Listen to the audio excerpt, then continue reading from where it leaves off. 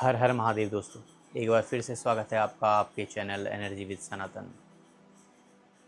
वक्रतुंड महाकाय सूर्यकोटि समप्रभा निर्विघ्नं कुरु मे देव सर्वकार्येषु सर्वदा। आप सभी को गणेश चतुर्थी की बहुत बहुत मंगलमय शुभकामनाएं। आज हम बात करेंगे भगवान गणेश जी के बारे में, जिन्हें प्रथम पूज्य और विघ्नहर्ता और कई सारे नामों से जाना जाता है। कोई भी कार्य आप कर रहे हो वो विघ्न से रहित पूर्ण हो, इसके लिए भगवान गणेश की उपासना की जाती है।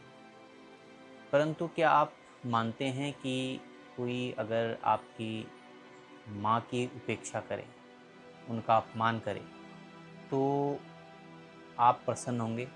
या किसी की माँ की अगर कोई उपेक्षा कर रहा है, कोई अपमान कर रहा है, तो क्या उसका पुत्र कभी प्रसन्न होगा?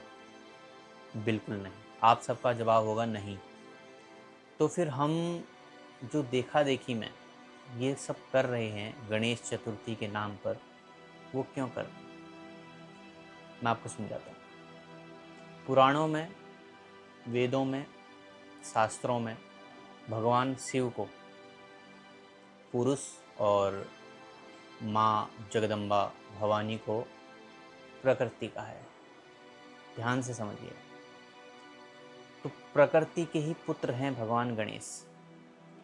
कई लोगों का सवाल यहाँ पे रहता है कि कई विधर्मी लोग पूछते हैं कि यार तुम्हारे देवी देवता तो अपने मैल से ही जो है जन्म दे देते हैं। आप समझिए, प्रकृति प्रकृति से जो भी सृजन होगा वो किससे होगा? मिट्टी से ही होगा, है ना।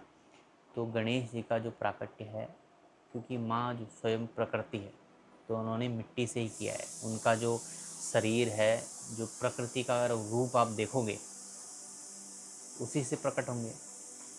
तो हम जो गणेश चतुर्थी में ये सिंथेटिक पदार्थों का, केमिकल्स का यूज़ करके गणेश जी की मूर्ति स्थापित कर रहे हैं और उनकी उपासना कर रहे हैं, क्या आपको लगता है कि उस गणेश जी की मूर्ति को जब आप विसर्जन करते हो इसी प्रकृति में, इसी के पानी में, प्रकृति दूषित होती है, तो आप एक तरफ तो उनकी माँ, उनकी माता जी, जिनको वेद प्रकृति कहती है, उनका अपमान कर रहे हो, उनको दूषित कर रहे हो, और आप चाहते हो कि आपकी उपासना से उनके पुत्र आपसे प्रसन्न हो जाए। असंभव। तो शास्त्रीय विधि जानिए।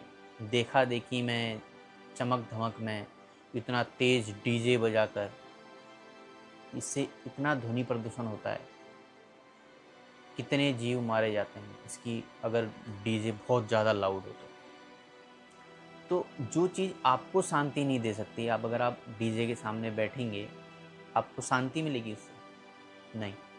तो वो कहीं ना कहीं जो आपको शांति नहीं दे रही है, वो प्रकृति को भी अशांत कर रही है, क्योंकि आप भी तो प्रकृति का ही हिस्सा हैं। तो अगर आप ये चाहते हैं कि आप उनकी माता का अपमान करो और वो प्रसन्न हो जाएं, ऐसा हो नहीं सकता। तो शास्त्र कहता है गणेश जी की मूर्ति जो आप बनाते हैं, वो आप या तो किसी शुद्ध जगह की मिट्टी से बनाएं या फिर गाय के गोबर से, उससे बना के आप उनकी उपासना कीजिए और उन्हें विसर्जित कीजिए। फिर देखिए कि उनके पुत्र आपसे कैसे प्रसन्न होते हैं। आज के लिए इतना ही। यह वीडियो, अगर ये जानकारी आपको अच्छी लगी हो तो आगे अपने चाहने वालों में शेयर करें और पुण्य का अर्जन करें। फिर मिलेंगे किसी अन्य चर्चा के साथ। तब तक के लिए हर हर महादेव।